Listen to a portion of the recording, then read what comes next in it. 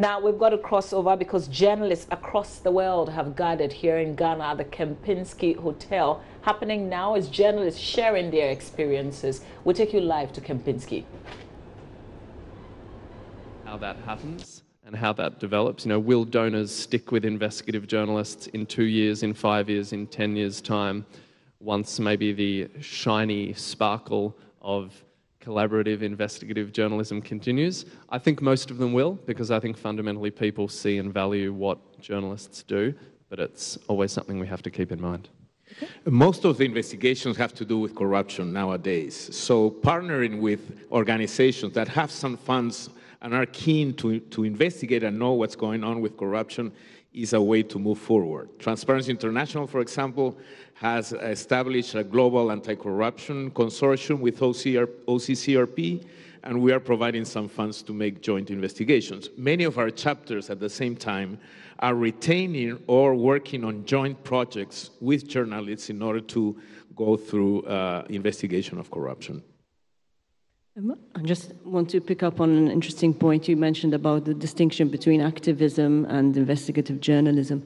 Well, I'm not an investigative journalist myself, but it always strikes me when I do speak to investigative journalists how much they do sound like activists. There is actually this search for a particular goal, which is very, very personal, presumably, and usually it's to search for the truth, to find out something which is not known, to expose something. I'm not an investigative journalist, but I've been many, many years involved in an environmental NGO and environmental movement in Malta.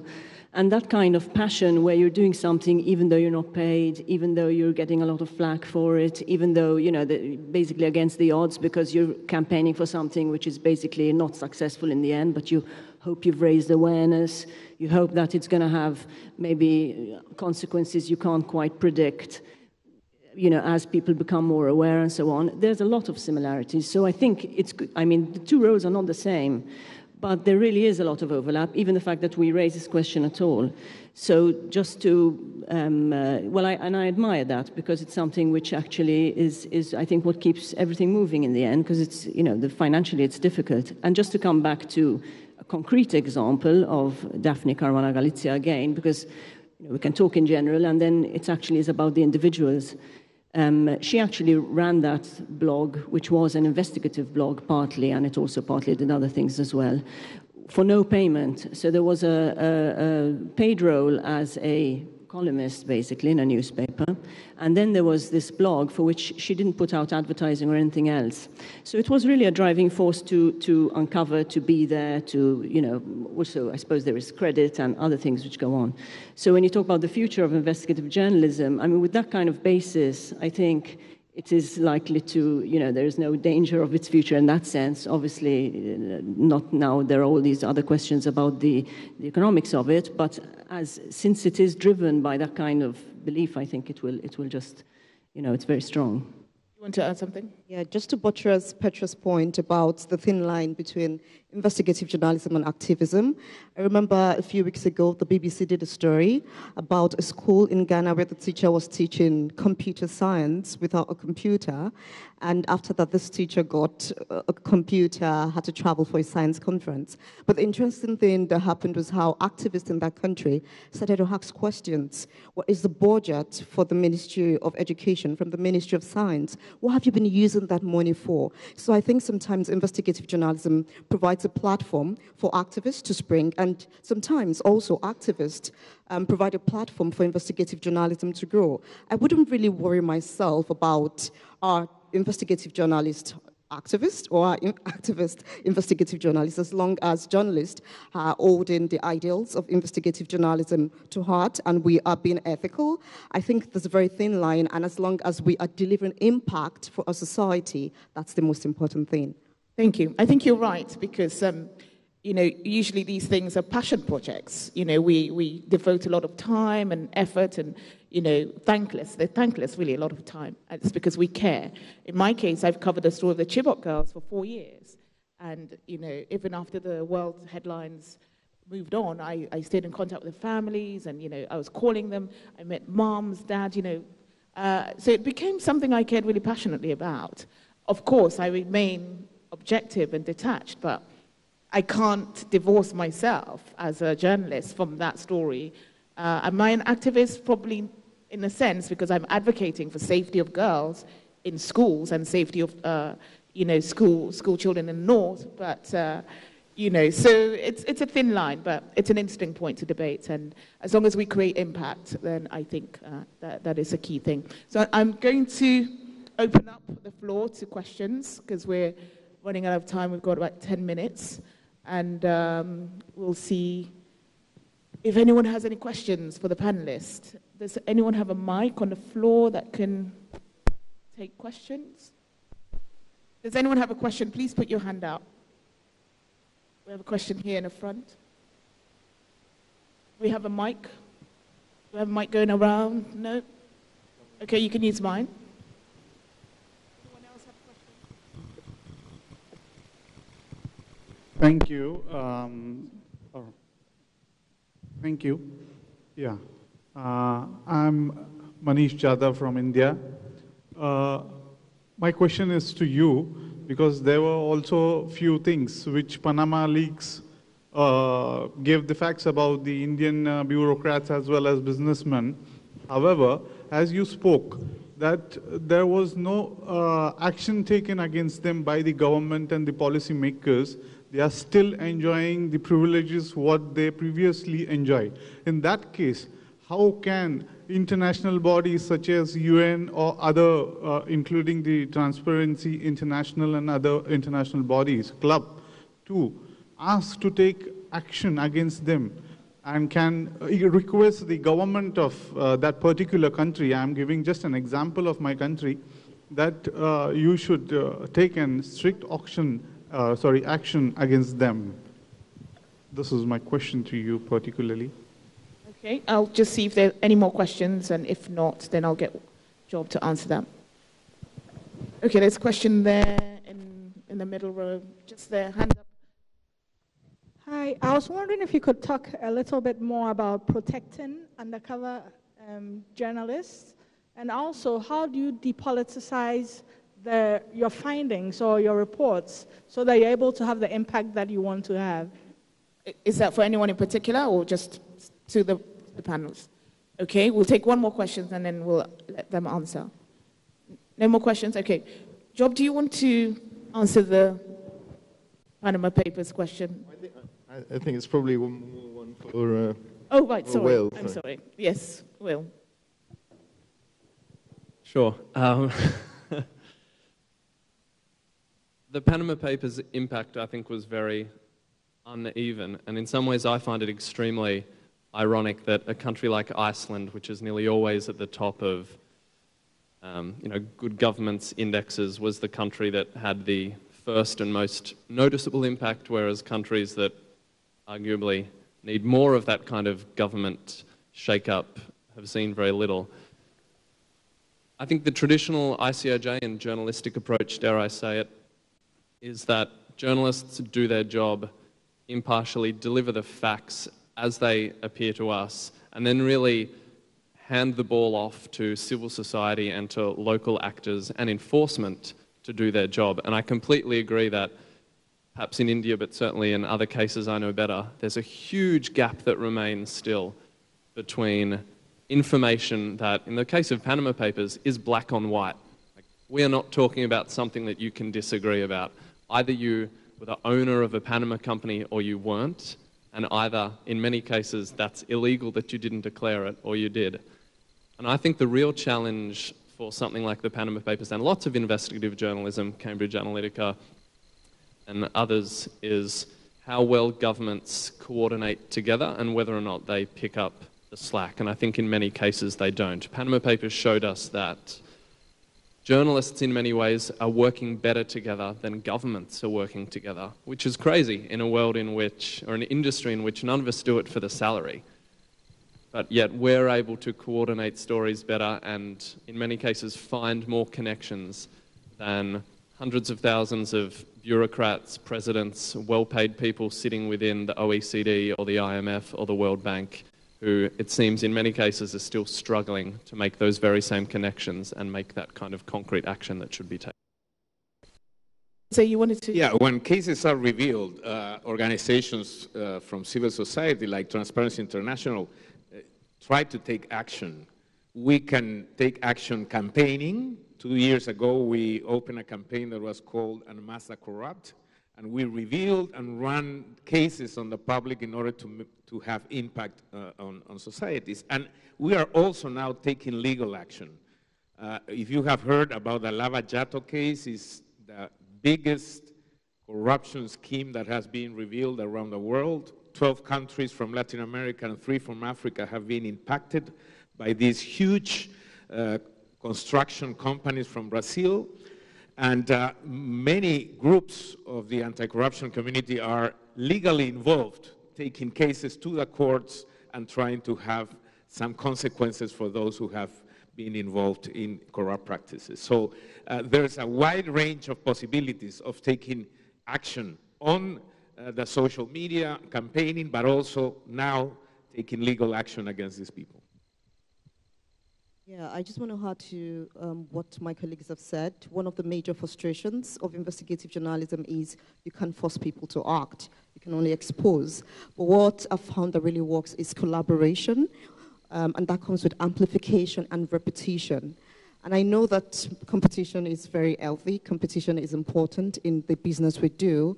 But I think there are cases where we have to set aside our competition and stay on the same course. For example, the Panama Papers. If only your organization is talking about it, government is likely to just ignore you. But you can imagine what would happen if all major media outlets in India are talking about the same thing. South Africa is a really good example. Look at what has happened with Eskom.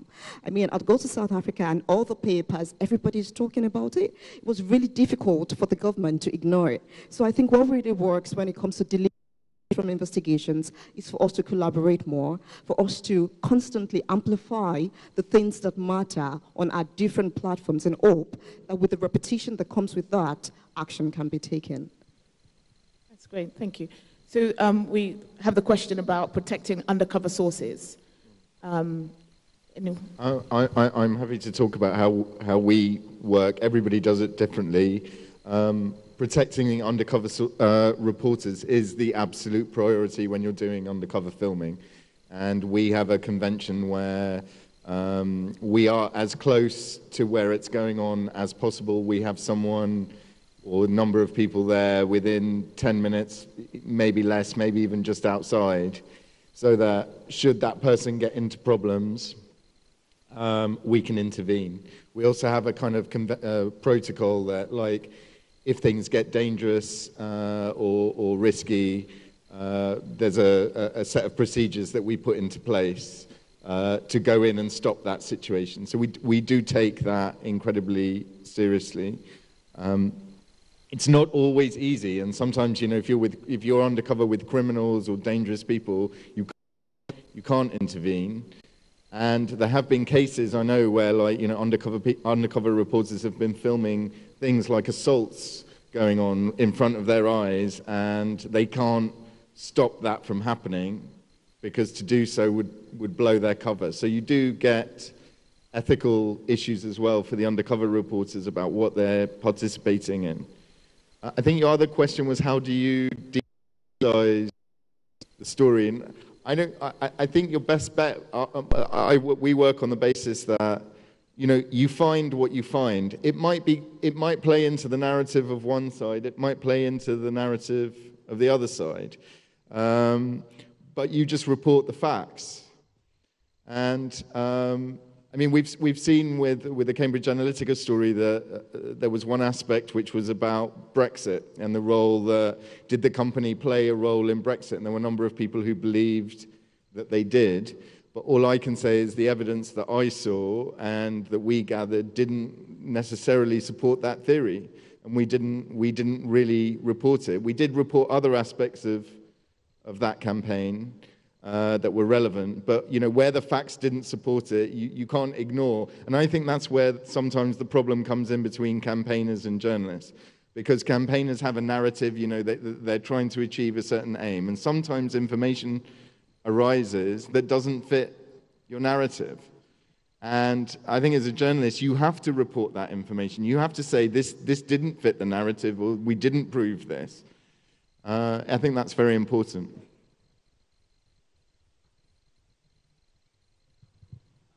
From Panama Papers experience, ICIJ has been called pro-Kremlin stooges, pro-CIA stooges, pro-Nawaz Sharif stooges, anti-Nawaz Sharif stooges.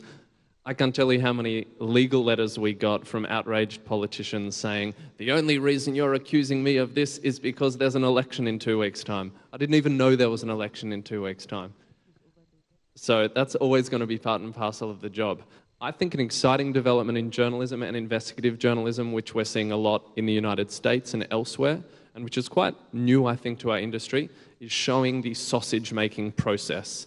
That is, recent investigations that have shown how journalists have worked behind the scenes, how we take notes, how we contact and interview individuals, how we document our findings. And in the Panama Papers and Paradise Papers, we are increasingly going to lengths of showing, here are the original documents we're using.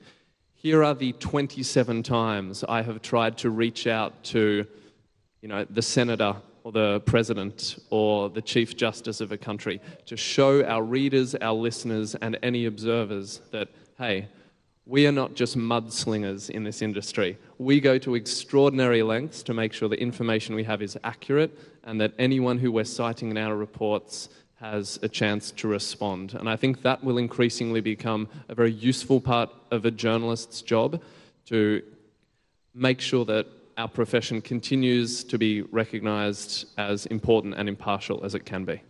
And do you think that kind of transparency process goes some way to combat the fake news narrative that's really prevailing right now? What has been your experience with the feedback that people have had about this process? I think Taylor Swift said it best, didn't she, when she said, haters gonna hate. And that's true in that I can show you as many times as is humanly possible that the daughter of the former Prime Minister of Pakistan had her name written on a document from the Panama Papers. If you want to believe that that's fake and was doctored, then there's not much I can do to change that. But we can show you that document. We can tell you about how we went about verifying that information. And I do think that does give a big sucker punch to the fake news narrative or attempts by others to discredit the kind of work that we do. Tracy, did you want to add something? No? I agree with him totally that we need to document these processes, not just to convince our audiences, but to also cover our backs, because there is an onslaught against journalists every day, and it's increasing. And the only way we can continue to ensure that society believes us, our audiences trust us, is for us to do proper documentation. So we're living in an age where you can no longer say, oh, my camera failed me, or I didn't record that part, because people are asking questions. And there's also this, should I say, how would I put it? There's a way people also use fake news to blackmail journalists. And then you need to have documents all the time, proof to show that you're doing what is real. Because even if it's true and there's no evidence, how do you defend yourself or your organization when government or people decide to attack you using the fake news toga? So apart from convincing our audiences, it's also a fantastic way to cover our backs and continue to ensure that in this business of trust, because that's what we do, we're not selling news, we're selling trust, and the only way to keep that course is to document properly. Thank you. Any more questions from the audience? We have one in the back over there. Kofi Yeboajima. In terms of the investigative journalism, the major problem that we have to look at is from internal. When some of our own, the leadership, condone and collude with others from outside, and if you are not careful, you will even be arrested before you even get there. Now, how prepared are journalists before even they move out? Do you wait for the harm to have been done, the crime to have been committed, before we go in and come out there we are talking about the issue? The ability to be able to preempt and prevent, either by way of collaborating with the security to get them arrested, they give back the story to you and you write. That is the only way we will be able to prevent some of these things. So let's look at that one. Thank you. Thank you. I think more of a comment than a question. Oui, merci. Oui, merci. Je voudrais savoir concrètement qu'est-ce que pense notre ami de Panama Papers de la situation du Brésil, concrètement. Est-ce qu'ils sont à l'origine du départ de Lula au Brésil? Et ensuite, qu'est-ce qu'ils pensent de la situation où un président, une autre présidente ont été plus ou moins évincés, et un autre troisième président qui est actuellement au pouvoir et qui est considéré aussi comme quelqu'un de corrompu et qui est encore là. Je pense que je voudrais bien savoir votre point de vue sur cette question. Et ensuite, si cela ne vous gêne pas, ne vous dérange pas, est-ce qu'on peut savoir d'où viennent vos sources? Okay, my French is a bit rusty, so... je suis pas bien d'avoir compris. Someone to translate. The question concerns Brazil, and the question concerns the president, the eviction of the president and the new president. What is the situation? What is your perception regarding his attitude towards corruption? And the second question was regarding what your sources are. And I think the question was addressed to Mr. Ugas. Is that correct? Well, Brazil is in the center of the Lava Jato case, as I mentioned before. President Lula has been convicted to 12 years in prison. He's in prison now. President Dilma Rousseff, former president, was impeached, and now is ruling the country President Temer, who is very well known to be a highly corrupt president, but he's protected by the Congress of Brazil. Some people from the left, of course, allege that this is a conspiracy against the left. Some people from the right also say that this is the proof that the left is very corrupt. But what we say is that corruption has no ideology. In the same case of Lava Jato, you have entrepreneurs, huge entrepreneurs like Marcelo Odebrecht, who is also in prison now, who is from the right, and in the same case, you have Lula coming from the left. So corruption doesn't make any kind of distinguish between ideologies here. It's just a way of putting in front your personal gain instead of the common good. So what is going to happen in Brazil and in Latin America in general, we don't know. There are more than 10 former presidents right now in Latin America that are in prison or run away, in El Salvador, in Peru, in Brazil, in Ecuador, and many other countries.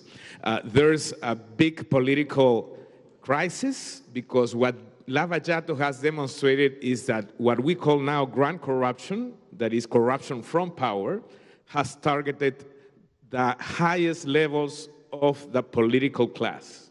So ministers, presidents, high-level public officials, and electoral campaigns are all tainted by corruption, and that's the reason why there are so many former leaders now in prison or prosecuted. So this is also a huge window of opportunity, and that's what we are trying to pursue in Latin America in order to change the way we do politics and how the political parties are organized and how do you do business with integrity in the region. But I would say right now it's too soon to arrive to conclusions. We're in the middle of a huge crisis. Thank you very much. I think all we really have time for, we are out of time.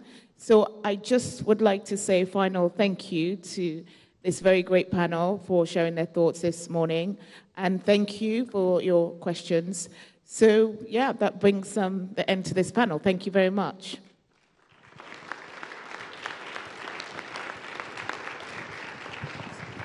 So there's an exhibition of the World Press photo going on right now in the lobby. So please go along and take a look at these amazing images. Thank you. Ladies and gentlemen, if I could just add, in addition to the opening, the official launch of the World Press Photo Exhibition, there will also be a press conference by Reporters Without Borders to launch this book by Dawit Isaak, texts of Dawit Isaak, the laureate of last year's UNESCO Guillermo Cano World Press Freedom Prize. It's in the Siam room. Thank you.